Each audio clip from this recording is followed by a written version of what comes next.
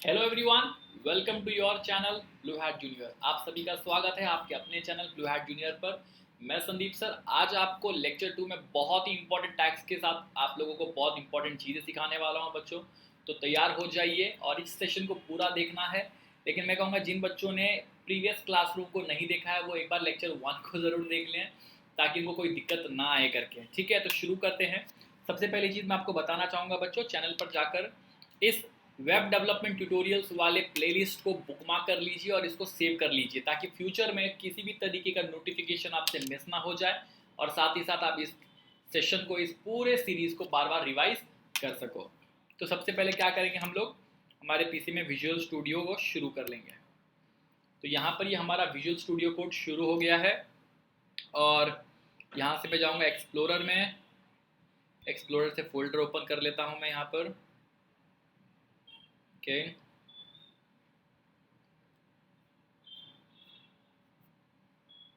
Desktop पे, और ये हमारा वेब डेवलपमेंट कोर्स का पूरा फोल्डर है। इसको मैं यहाँ से डायरेक्टली कॉल कर लेता हूँ। ठीक है, ओके। ये हमने फोल्डर प्रीवियस क्लासरूम में ही बना लिया था, तो आपने देख लिया करके कि फोल्डर को आप वापस से कॉल कैसे कर सकते हो। इस फोल्डर के अंदर हमारे पास ऑलरेडी एक लेक्चर 1 इंट्रोडक्शन करके एक फाइल HTML का फाइल है जिसके कोड हमने प्रीवियस क्लासरूम में ऑलरेडी किए हुए थे। ठीक है, और यहाँ पर मैंने एक नया फोल्डर ऐड किया है बच्चों, इस फोल्डर में इमेजेस करके, जिसमें मैंने 2 इमेज दिए हैं। तो इससे समझ गए होंगे कि आज इमेज का इस्तेमाल होने वाला है आज के सेशन में। शुरुआत करते हैं, हम एक नया फाइल क्रिएट करेंगे और फाइल का नाम देंगे lecture2.html। ओके, दे दिया। अरे इमेज वाले फोल्डर में चला गया, इसको मैं बाहर ले लेता हूँ। ठीक है, बाहर ले लिया मैंने। अच्छा, अब यहाँ पर क्या करेंगे बच्चों, हम लोग को मालूम है कि या तो मैं पूरा HTML का सारा सिस्टमैटिक टैग आप टाइप कर सकता हूँ, या फिर VS कोड अपने को एक शॉर्टकट देता है, आप एक्सक्लेमेशन दीजिए और टैब दबा दीजिए, तो पूरा जो बेसिक टैग्स होता है वो ऑटोमेटिकली लिखकर आपको दे देगा। फाइन, और मैं साथ ही साथ अपना गो लाइव सर्वर भी चालू कर लेता हूँ। ओके, तो यहाँ पर हमारा लाइव सर्वर भी चालू हो चुका है, आप देख सकते हो। टाइटल चेंज कर देता हूँ, मैं टाइटल लिख देता हूँ lecture2।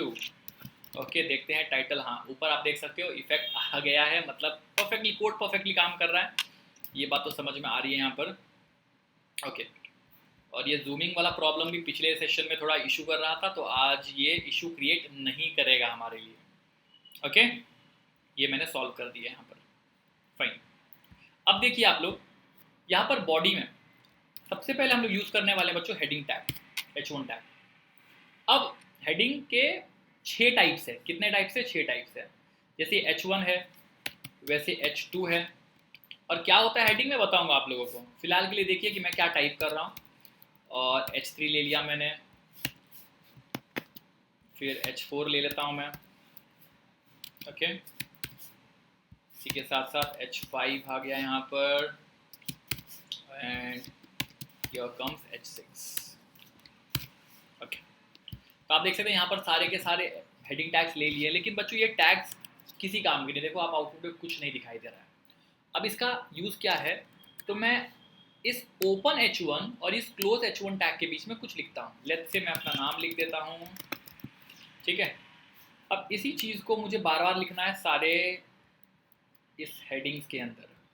ओके, अब देखो इसका इफेक्ट क्या आएगा। मैंने सेव कर दिया है। लेट्स से ब्राउज़र में जाते हैं, आप देख सकते हो ब्राउज़र में जो मेरा नाम है उसका साइज़ देखिए आप, लाइक धीरे धीरे वो रिड्यूस हो रहा है। तो जहाँ पर मैंने H1 लिखा हुआ है वो साइज़ सबसे बड़ा दिखाई दे रहा है, और जैसे जैसे मैं H6 की तरफ जा रहा हूँ साइज़ क्या हो रहा है बच्चों, धीरे धीरे छोटा होता जा रहा है। That means H1 is the largest heading tag. हमारे पास एक और ब्यूटीफुल टैग होता है बच्चों जिसको कहते हैं पैराग्राफ टैग। क्या कहते हैं? Paragraph tag. पैराग्राफ टैग के अंदर हम लोग बेसिकली क्या करते हैं, तो पैराग्राफ टैग के अंदर हम लोग कोई भी कंटेंट लिख सकते हैं, डिस्क्रिप्शंस लिख सकते हैं, या किसी के बारे में कोई इन्फॉर्मेशन लिखना है तो हम हमेशा पैराग्राफ टैग में लिखते हैं, ना कि कोई हेडिंग टैग्स में। ओके, देखिए सो अगर मैं यहाँ पर लिखता हूँ मेरा नाम संदीप झा, तो देखिए आउटपुट कैसा होगा। आप देख सकते हैं यहाँ पर लास्ट में ये जो है ये पैराग्राफ टैग से आ रहा है। तो पैराग्राफ टैग और ये हेडिंग टैग्स में सब 2 डिफरेंस आपको दिखाई दे रहे होंगे। हेडिंग टैग्स जो है वो उसके हेडिंग के अनुसार उसके साइज बड़े और छोटे हैं, दूसरी चीज़ सारे के सारे बोल्ड है, लेकिन पैराग्राफ बोल्ड नहीं है।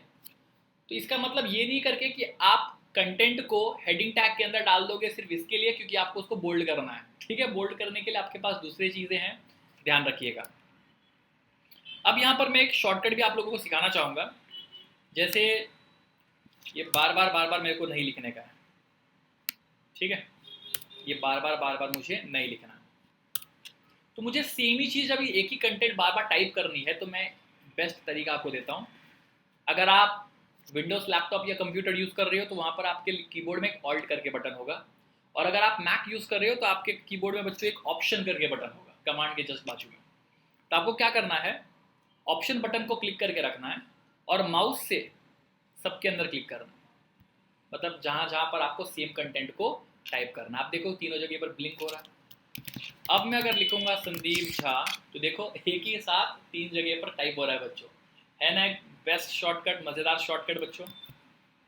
अब इसी के साथ साथ एक और शॉर्टकट मैं आप लोगों को दूंगा, जैसे पैराग्राफ टैग है, आपको बहुत सारे पैराग्राफ टैग यूज़ करने हैं, जैसे लाइक 4-5 पैराग्राफ टैग आपको बनाने हैं, तो आप बार बार P open P open P close ना करते हुए क्या कर सकते हो मालूम है, पी मल्टीप्लाई बाय 4 लिख दो और एंटर मार दो। देखो 4 पैराग्राफ टैग एक साथ क्रिएट हो गए, है कि नहीं, मज़ेदार।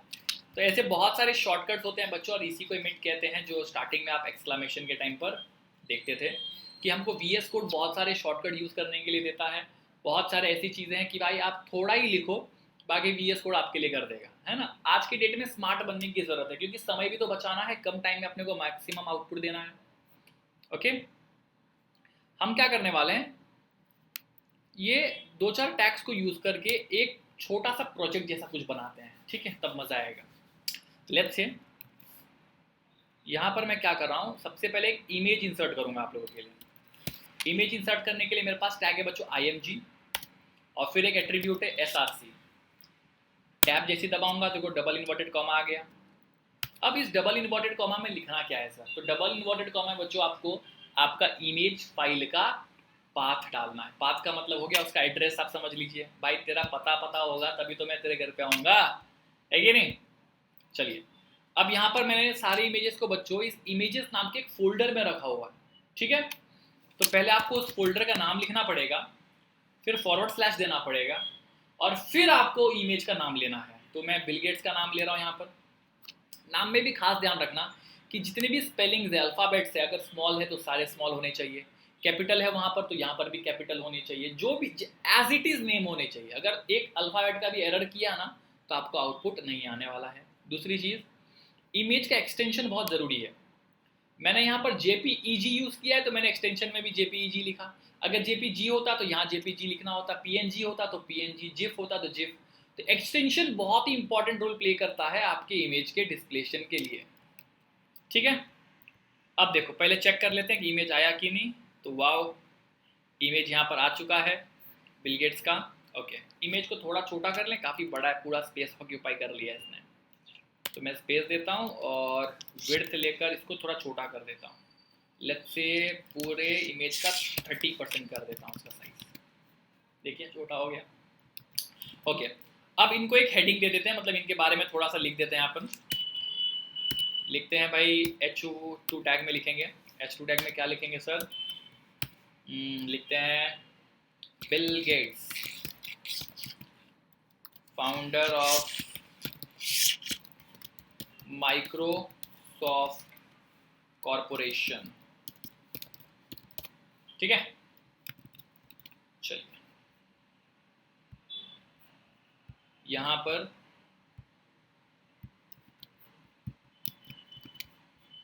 आप देख सकते हैं नीचे Bill Gates founder of Microsoft corporation लिखकर आ गया है। पेज के कलर को भी थोड़ा चेंज कर लेते हैं, मज़ा आएगा। तो पूरे बैकग्राउंड को चेंज करने के लिए क्या करना पड़ेगा बच्चों, हमको बॉडी के अंदर BG कलर यूज़ करना पड़ेगा, ठीक है। कलर ले लेंगे हम लोग yellow. Yellow is one of my favourite. Wow, live server पे देखो अपने को रिफ्रेश करने की भी ज़रूरत नहीं पड़ रही है। नहीं तो आप अगर लाइव सर्वर पे नहीं रहते हो तो आपको ये बार बार रिफ्रेश करने की ज़रूरत पड़ेगी। और याद रखना HTML में जब भी आप एक छोटा सा लाइन भी ऑफ कोड लिखते हो ना, आपको सेव करना है, उसको बार बार सेव करना है। मैं यहाँ पर शॉर्टकट यूज़ कर रहा हूँ Ctrl+S, ओके, ध्यान रखना इस बात को, नहीं तो आप सोचोगे कोड लिख रहा हूँ सर आउटपुट नहीं आ रहा है, क्या करूँ।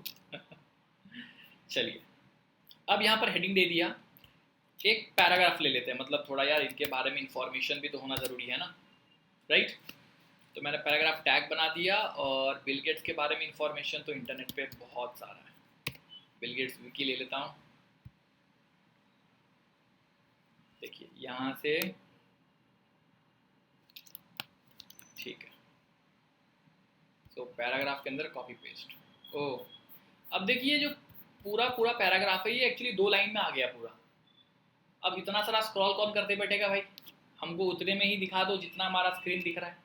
तो इसके लिए आप क्या कर सकते हो, सेटिंग में जाकर, कमांड पैलेट्स में जाकर टॉगल वर्ड रैप पे क्लिक करो, देखो इतने में दिख रहा है ना, है कि नहीं। सेव करके ज़रा अपने इसमें देखते हैं, वाओ देखो नाम के आगे आपको यहाँ पर 7-8 लाइन दिखाई दे रही, तो कितने ब्यूटीफुल तरीके से पूरा एक सेटअप हो गया है, एक पैराग्राफ के अंदर ये पूरा का पूरा आ गया है करके, राइट। पूरा कंटेंट आपको दिखाई दे रहा होगा। एक चीज़ करते हैं, इसके नीचे ना एक लाइन चाहिए मेरे को, तो मैं लाइन लाने के लिए क्या करूँगा, एक HR टैग यूज़ करूँगा, HR हॉरिजॉन्टल रो। ये क्या करेगा, एक लाइन ला देगा, देखो एक वाइट कलर की लाइन यहाँ पर आपको दिखाई दे रही होगी।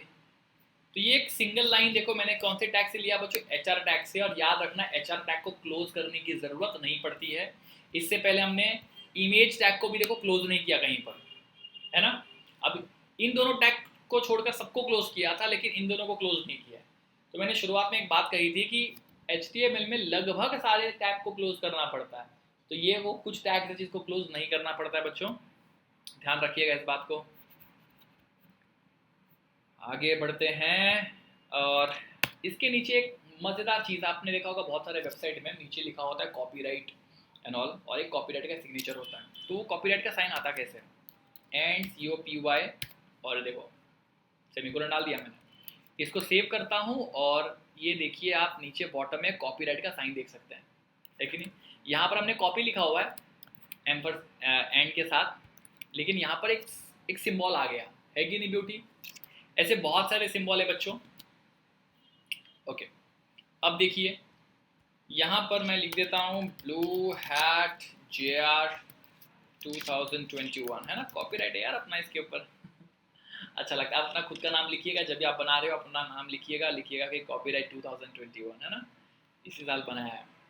और आप लोग जब, अगर आप लोगों ने इस चीज़ को बनाया है अपने कंप्यूटर में, तो एक बार यूट्यूब पर आके कमेंट ज़रूर कर देना कि sir I have tried this and I have loved coding, I have loved coding with you. एक बार ज़रूर लिख देना बच्चों, यार मुझे भी मज़ा आ जाएगा।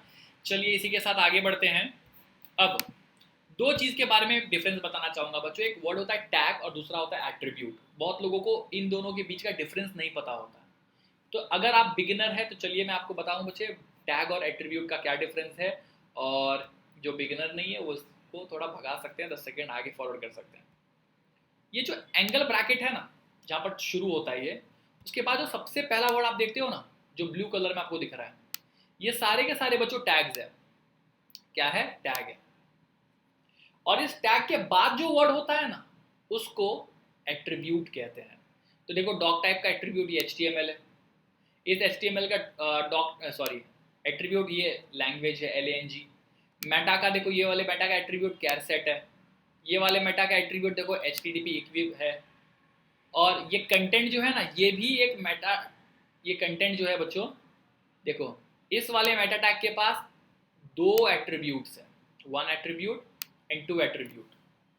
इसका मतलब है एक टैग के पास मल्टीपल एट्रीब्यूट्स हो सकते हैं, लेकिन टैग के अंदर टैग नहीं होगा। देखो मतलब टैग के अंदर टैग नहीं है, 2 ओपन और क्लोज टैग के बीच में टैग्स हो सकते हैं, लेकिन एक टैग के अंदर आप टैग्स नहीं डालते हो। अगर डाल रहे हो तो वो एज अ एट्रीब्यूट फंक्शन कर रहा होगा, वहां पर एज एट्रीब्यूट काम कर रहा होगा यहाँ पर। सो आई होप आपको टैग और एट्रीब्यूट के बीच में डिफरेंस समझ में आ गया होगा, और मैं आपको समझा पाया हूँ यहाँ पर। ओके, देखिए कितना ब्यूटीफुल सा वेबसाइट जैसे यहाँ पर बन गया है। मुझे क्या करना है, ये जो लिखा है ना विलियम हेनरी गेट्स 3, इसको बोल्ड करना है यहाँ तक 1955 तक। इसके 2 तरीके हैं बच्चों, देखो या तो आप बोल्ड करने के लिए बी टैग का इस्तेमाल करो, ठीक है, किसका इस्तेमाल करो, बी टैग का। यहाँ से मैं क्लोजिंग को हटाता हूँ, यहाँ पर क्लोजिंग डाल देता हूँ। ठीक है, यहाँ पर देखो, आप देख सकते हो जो नाम है वो बोल्ड हो गया है। बोल्ड करने के लिए ज़रूरी नहीं कि आप हेडिंग टैग यूज़ कर लो, हेडिंग टैग कभी ट्राई नहीं करना, नहीं तो वो सब क्या होता है ना, जब आप ऑप्टिमाइजेशन करते हो, जो आप सर्च इंजन के लिए डिजिटल मार्केटिंग कर रहे होते हो, तो वहाँ पर दिक्कतें हो जाती है। फाइन, तो आप ये बोल्ड टैग यूज़ कर सकती हो, लेकिन इसका बेस्ट रिप्लेसमेंट, इसका सबसे बेस्ट रिप्लेसमेंट बच्चों क्या है मालूम है? इसका सबसे बेस्ट रिप्लेसमेंट है स्ट्रॉन्ग। क्या है बच्चों? स्ट्रॉन्ग। स्ट्रॉन्ग टैग जो है सबसे बेस्ट रिप्लेसमेंट है, और अभी के टाइम पर HTML5 में जितने भी प्रोग्रामर्स हैं वो बोल्ड नहीं यूज़ करते हैं, वो स्ट्रॉन्ग टैग यूज़ करते हैं। ठीक है, ऐसा ही एक और टैग है बच्चों, यहाँ पर समझ लीजिए, ये लिखा हुआ है चीफ एग्जीक्यूटिव ऑफिसर। अब इसको है ना थोड़ा सा हमको इटैलिक वे में दिखाना है, तो इसका वे क्या है, आप यूज़ कर सकते हो आई टैग, आई ओपन हो गया और आई क्लोज हो गया। तो ये जो क्लोजिंग वाला पार्ट है इसको मैं यहाँ से हटाता हूँ, और भाई साहब तुम यहाँ से निकलो और यहाँ आ जाओ। ठीक है, देखिए आपको दिख रहा होगा ये जो एग्जीक्यूटिव ऑफिसर लिखा हुआ है ये कैसे एक दूसरे फॉन्ट में दिख रहा है। तो HTML5 में अगेन जो प्रोग्रामर्स होते हैं वो आई टैग नहीं यूज़ करते हैं, वो एम्फेसाइज टैग यूज़ करते हैं। आप लिखते हो EM, ठीक है, EM, और आप देख सकते हो किधर गया, ये देखो, ये अभी भी वैसा ही है। तो काम ये इटैलिक के जैसा ही कर रहा है, लेकिन आप इटैलिक टैग यूज़ किए क्या? नहीं। तो इटैलिक टैग क्या है, सारे ब्राउजर पे सपोर्ट शायद आज की डेट में नहीं कर रहे हैं, that for the reason we are using strong. इसके लिए हम स्ट्रॉन्ग टैग यूज़ कर रहे हैं बच्चों, और EM टैग यूज़ कर रहे हैं। प्लीज़ आप लोग भी strong and EM tag he use करो जब भी आप कोड कर रहे होंगे तभी। ओके, तो एक बार जरा रिवाइज कर लेते हैं हम लोगों ने क्या सीखा। हम लोगों ने सीखा है बच्चों कि कैसे हम लोगों ने इमेज टैग डाला, हेडिंग टैग डाला, पैराग्राफ टैग डाला, फिर हमने स्ट्रॉन्ग और ये एम्फेसिस टैग देखा, राइट। साथ ही साथ हमने एक हॉरिजॉन्टल रो बनाया बच्चों HR टैग से, और एक कॉपीराइट का सिग्नेचर दिया। ठीक है, अब एक लिंक बनाते हैं। यहाँ पे bluehatjunior.com जो 2021 लिखा है ना, उसके आगे एक लिंक बनाते हैं यहाँ पर। तो लिंक बनाने के लिए बच्चों आपके पास होता है एंकर टैग। एंकर के लिए सिर्फ A आपको लिखना है, स्पेस href। ठीक है, यहाँ पर आप क्या करोगे, तो यहाँ पर बच्चों आप लिंक दोगे जहाँ पर आपको भेजना है इसको। तो मुझे google.com पर भेजना है, तो google.com का मैं यहाँ पर लिंक दे देता हूँ। ठीक है, और इसके बीच में लिख दूंगा मैं click to visit Google. Okay, अब देखिए यहाँ पर नीचे देखिए लिंक आ गया, क्लिक टू विजिट गूगल। अगर मैं कहीं और पे अपना माउस का कर्सर लेकर जा रहा हूँ तो वो नॉर्मल कर्सर के जैसा बिहेव कर रहा है, लेकिन जैसे मैं लिंक के ऊपर लेकर आ रहा हूँ तो एक देखो हाथ के जैसा वो आ गया। तो ये चीज़ कंफर्म कर रही है कि भाई वहाँ पर लिंक है। चलिए क्लिक करके देखते हैं। देखिए गूगल के ऊपर आ गए हम लोग। बैक करता हूँ तो मैं वापस अपने पेज पर चला जाऊँगा। तो बच्चों एंकर टैग इस तरीके से काम करता है, लेकिन जब मैं क्लिक कर रहा हूँ तो देखिए वो सेम उसी टैब में ओपन हो रहा है, तो मुझे बैक पर क्लिक करना पड़ रहा है। क्या ऐसा कुछ है जिससे हम लोग इसको नए टैब में ओपन कर सकते हैं? तो एक एट्रीब्यूट डालकर देखता हूँ मैं, टारगेट इक्वल टू, यहाँ पर लिखता हूँ ब्लैंक।